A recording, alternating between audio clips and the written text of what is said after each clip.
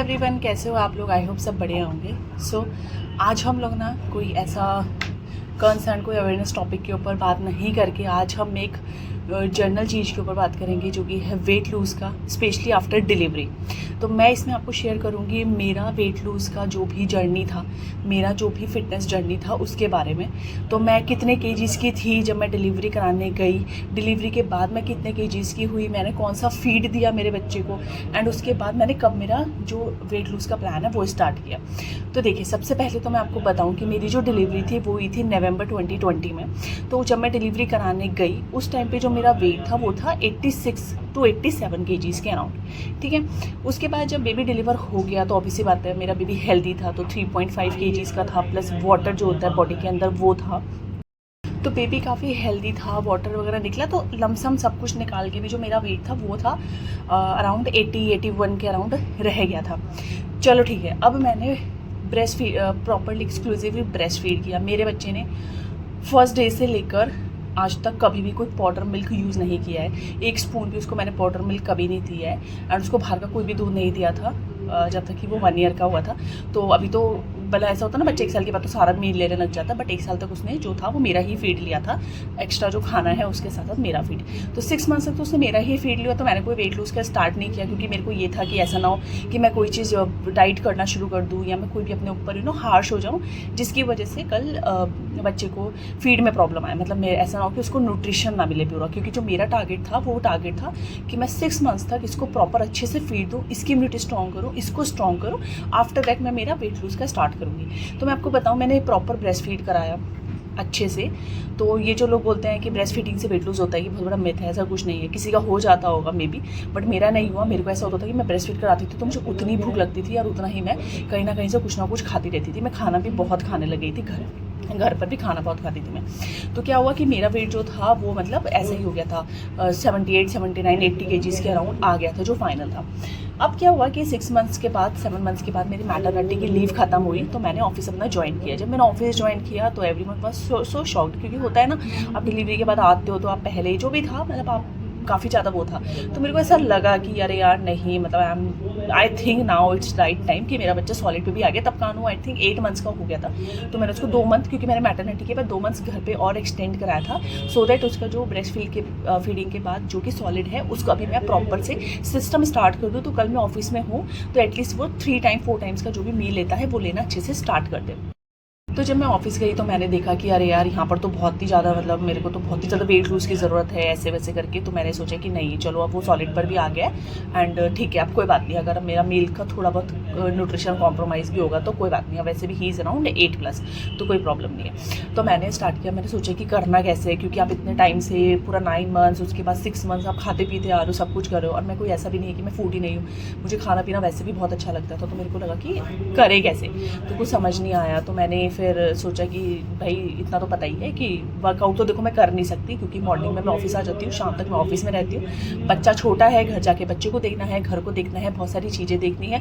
तो जिम करना, वॉक करना या कोई भी एक्सरसाइज करना तो मेरे से पॉसिबल नहीं है, क्योंकि मेरे पास टाइम ही नहीं है, ठीक है। क्योंकि बच्चा छोटा होता है तो रात भर कभी सो रहा है कभी नहीं सो रहा है, आपकी नींद भी ऐसी डिस्टर्ब रहती है, प्लस आप सुबह ऑफिस आ जाते हो फुल टाइम, ठीक है।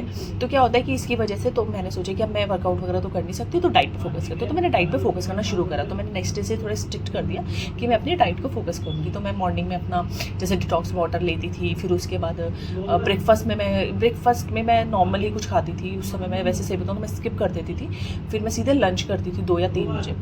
उसके बाद शाम को खाया और रात को खाया। मैं आपको बताऊंगी कि एक्चुअल में प्लान कैसा होना चाहिए, क्योंकि ये भी कोई इतना प्लान मैं बोलूँ इतना वर्थ नहीं था जो मैं आपको बता रही हूँ। इसमें तो मैं मतलब ऐसा मैंने स्टार्ट किया था, पर ये था कि हाँ, मैंने बाहर का सब कुछ छोड़ दिया था, तो मेरा वेट थोड़ा लूज़ होना शुरू हो गया था। तो मेरे को थोड़ा मोटिवेशन आया, फिर मैंने बनाया अपना प्रॉपर एक डाइट प्लान। उसमें क्या था कि मैं जब मॉर्निंग में उठती थी तो खाली पेट में अपना कोई भी डिटॉक्स वाटर लेती थी, जैसे जीरा पानी हो गया, सौंफ का पानी हो गया, मेथी का पानी हो गया, या अजवाइन पानी हो गया, कोई भी पानी। आप अजवाइन पानी गर्मियाँ हैं तो आप अवॉइड कर दो, बट जीरे का पानी हो गया, सौंफ पानी होगा, ये तो आप गर्मी में आराम से ले सकते हो। तो मैं ये लेती थी। उसके बाद मैं ब्रेकफास्ट में मैं खाती थी जैसे वर्मिसेली हो गया, उपमा हो गया, है ना, या ऑमलेट हो गया, बॉइल्ड एग हो गया, इस टाइप से कुछ भी जो नॉर्मल होता है, दलिया वगैरह, इस टाइप का खाना। फिर जब लंच वो आया, 11 बजे का टाइम आया, उसमें कोई भी सीजनल फ्रूट। फिर लंच में अपना नॉर्मल सैलेड, दही और जो भी आप सब्जी वगैरह खाते हो वो। शाम को मैं लेती थी ग्रीन टी, और उसके साथ कोई भी मतलब ऐसे कोई भी 1-2 बिस्किट नॉर्मल वाले को ले लिया, आटा बिस्किट अगर लेने तो। और रात को सोने से पहले मैं लेती थी अपना नॉर्मल जो घर का खाना होता है वही, जैसे सब्ज़ी दाल हो गया ये सब। उसमें रोटी भी थी, उस टाइम पे रोटी भी थी, जब कानू छोटा था तो मैं रोटी भी लेती थी रात को। एंड सोने से पहले मैं अदरक को घिस के नींबू डाल के वो लेती थी। तो ये भी मैंने स्टार्ट किया, इससे भी बहुत अच्छा फ़र्क पड़ा था। तो मैं अराउंड आ गई थी 80-81 के अराउंड मेरा फ्लक्चुएट कर रहा था। मैं आ गई थी सीधा 71-72 पे विदिन 3 मंथ्स।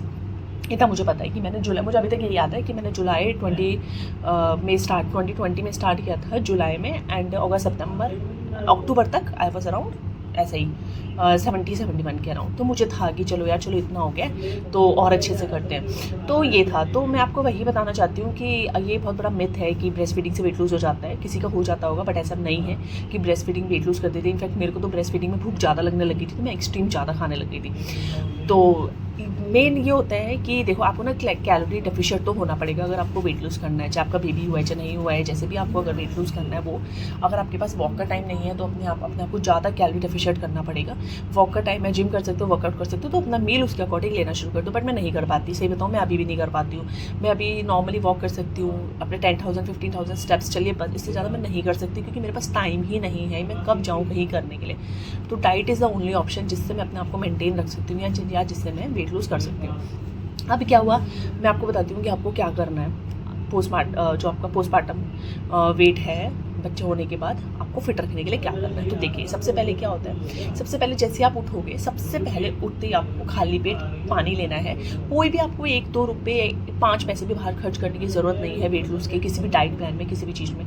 जो मैं आपको बता रही हूँ आप ये फॉलो कर लें, विद इन 3-4 मंथ्स आपका वेट नॉर्मल स्टेज पर आ जाएगा। बट इसको स्ट्रिक्टली फॉलो करना, बीच में कोई भी चीट डे, कोई भी ऐसा वैसा डे मत रखना जिसमें आप हफ्ते की कैलोरीज एक दिन में ले लो। लोग क्या करते हैं 5 डेज़ बहुत अच्छे से डाइट करते हैं। सैटरडे संडे आता है उस दिन मोमोज खा लिया, ये खा लिया, पिज़्ज़ा खा लिया, बर्गर खा लिया, इतना सारा सब खा लेते हैं। उनको लगता है कि एक दिन खाने से कुछ नहीं होगा, बट ऐसा नहीं है। जितना आपने 1000 कैलोरीज को बचाया ना 5 दिन, उतना ही आपने 1000 कैलोरीज एक्स्ट्रा ले लिया सैटरडे संडे को, तो वो वहीं पर ही रह गया।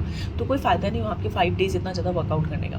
तो चलिए अब क्या है, देखिए मैं आपको बताती हूँ। जैसे आप उठोगे तो सबसे पहले उठते ही आपको खाली पेट कोई भी पानी ले सकते हो आप। घर में किचन में हमारे पास सारी चीज़ें होती हैं। जीरा पानी ले सकते हो, पानी लो, जीरा उसमें बॉईल करो अच्छे से, वो वाला पानी ले लो। अजवाइन का पानी ले सकते हो, सौंफ का पानी ले सकते हो, या मेथी का पानी ले सकते हो। इन सबको भिगा के रात भर भिगा के भी पानी नेक्स्ट डे बॉईल कर सकते हो, या आप उस समय भी इंस्टेंट कर लो तो कोई ऐसा प्रॉब्लम नहीं है, वो कर लो नाश्ते में। और देखो आपको छोड़ना क्या है, शुगर बिल्कुल छोड़ दो, शुगर ऑयल बिल्कुल छोड़ दो, जो रिफाइंड ऑयल होता है ना उसको बिल्कुल छोड़ दो, शुगर को बिल्कुल छोड़ दो। ये 2 चीज़ें तो बिल्कुल जीरो कर दो। राइस को बिल्कुल छोड़ दो, एंड जो नॉर्मल चपाती होती है उसको छोड़ दो। राइस खाना है ब्राउन राइस खा लो, और अगर आपको चपाती खाना तो बाजरे की चपाती खा लो, मल्टीग्रेन चपाती खा लो, बट नॉर्मल व्हीट चपाती नहीं खाते जिसमें कार्ब ज़्यादा है। बेसिकली हमें कार्ब्स को डाउन करना है सो दैट हमारी बॉडी के अंदर एक्स्ट्रा कार्ब, एक्स्ट्रा ग्लूकोज चीज़ें ना जाए, और जो हमारी बॉडी में ऑलरेडी कार्ब है, ऑलरेडी फैट है, वही एनर्जी में यूटिलाइज हो।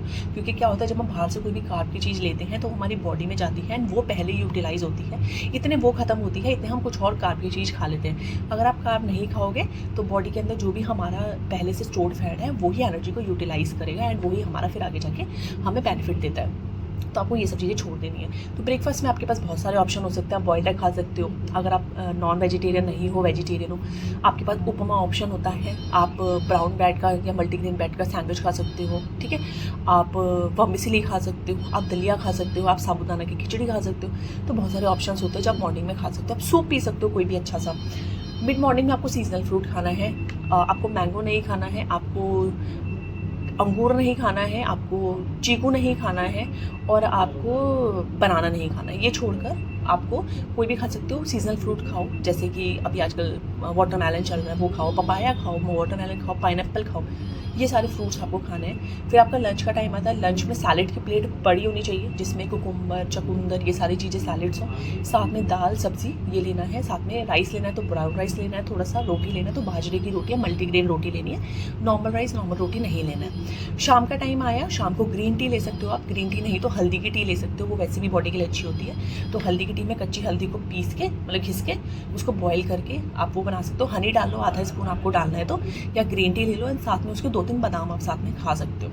फिर आया आपका रात का टाइम। जब रात का टाइम आएगा डिनर का तो सेम आपको सैलेड नहीं लेना है रात को, चकुंदर वगैरह ले सकते हो, क्योंकि कोई भी वाटर वाला सैलेड नहीं लेना है, जैसे खीरा हो गया या ककड़ी हो गया जिसमें वाटर कंटेंट होता है, क्योंकि वो वाटर रिटेंशन करेगा तो रात को आपको सोने में प्रॉब्लम आ सकती है। तो आपको चकुंदर लेना है। आप नॉर्मल सैलेड ले लो अपना, जो आप लेते हो, और उसके साथ आप रात को अपना सब्जी और दाल ले लो, और वही सेम है, ब्राउन राइस है तो ब्राउन राइस ले लो, बाजरे का रोटी है तो बाजरे का रोटी ले लो।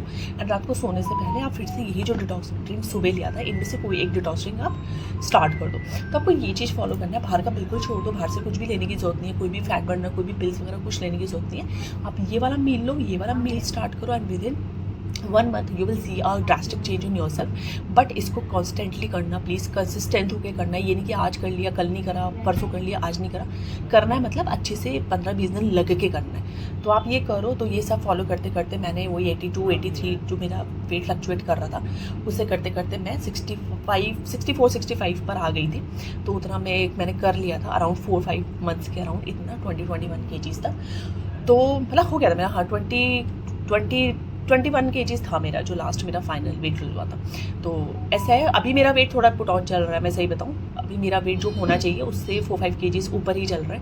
बट अभी मैं कुछ ना कर नहीं पा रही हूँ, पता नहीं क्यों। मैं वॉक वगैरह कर रही हूँ, मैं डाइट पे भी कंट्रोल कर रही हूँ, पर वो ये है कि मैं वीकेंड पे आके ना थोड़ा बहुत अपना मेरा ख़राब हो जाता है। बट मैं सोच रही हूँ कि अब आज थोड़ा सा मैं भी स्ट्रिक्ट हो जाऊँगी, अच्छे से स्टार्ट करती हूँ सब चीज़ें। तो अब ये चीज़ें स्टार्ट करो, ठीक है। आपको कोई भी प्रॉब्लम हो वेट लूज में, कोई भी प्रॉब्लम हो, कैसे करना है कैसे नहीं करना है, क्या चीज़ें आप मेरे से पूछ सकते हो, आप नीचे कमेंट में पूछ लो, मेरे को पर्सनली आके पूछ लो, कोई भी प्रॉब्लम नहीं है। आपको अपना कोई पर्सनली डाइट प्लान चाहिए वेट लूज करने के लिए, क्योंकि हो सकता है आपको शुगर हो सकता है आपको थायराइड हो सकता है आपको PCOS हो सकता है आपको ब्लड प्रेशर हो, उससे भी रिलेटेड अगर आपको कोई डाइट प्लान चाहिए कि आप चाहते हो कि आपको मैं डाइट प्लान दूँ, या आपको एक ऐसा डाइट प्लान चाहिए कि वीक में आप डाइट करो एंड संडे को आप थोड़ा सा चीट मील कर सकते हो। आप चाहते हो कि संडे को प्लीज़ मुझे थोड़ा सा ऐसा कर दो कि मैं चीट मील करूँ, और वो चीट मील में मेरा टेस्ट भी आ जाए एंड मेरा डाइट भी ख़राब ना हो, ठीक है। तो आपको क्या करना है, आपको ये इस तरह से स्टार्ट करना है उसको। तो कोई भी क्वेश्चन आप नीचे कमेंट कर सकते हो, मुझे मैसेज कर सकते हो, कोई भी प्रॉब्लम नहीं, मैं आपको रिस्पॉन्स करूँगी। तो चलिए फिर आज के लिए इतना ही। आप इसको शेयर करो अपने फैमिली मेम्बर सबके साथ, जिनको भी पोस्ट डिलीवरी के बाद वेट लूज करने में थोड़ा प्रॉब्लम आ रहा है, एंड कोई भी डाइट प्लान का प्रॉब्लम है तो आप मुझसे डिस्कस कर सकते हो। चलिए फिर बाय बाय, टेक केयर।